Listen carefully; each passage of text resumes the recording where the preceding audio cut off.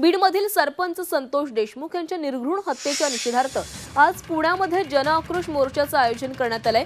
लाल महाल ते जिल्हाधिकारी कार्यालयापर्यंत काढण्यात येणाऱ्या मोर्चाला संतोष देशमुख यांच्या कुटुंबातील सदस्य, सर्वपक्षीय नेते, पदाधिकारी हे उपस्थित राहणार आहेत। याबाबत जिल्हाधिकारी कार्यालयात अखंड मराठा समाज महाराष्ट्र राज्य संघटनेच्या वतीने निवेदनही देण्यात आले।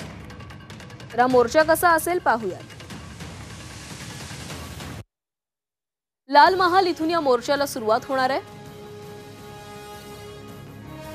कसबा पेठ मार्गे दारूवाला पुलावरून हा मोर्चा जाईल। रपोला थिएटर चौकात देखील हा मोर्चा पोहोचणार आहे। केम हॉस्पिटल पासून जिल्हाधिकारी कार्यालयापर्यंत हा मोर्चा जाईल आणि तिथे हा मोर्चा समारोप होईल। तर या मोर्चामध्ये कोणते नेते सहभागी होणार आहेत ते देखील पाहूया। बजरंग सोनावणे, सुरेश धस, आमदार राष्ट्रवादीचे आमदार रोहित पवार हे देखील उपस्थित होणार आहेत। सतेज पाटील, पृथ्वीराज चव्हाण आणि अंबादास दानवे हे देखील या मोर्चामध्ये सहभागी होतील।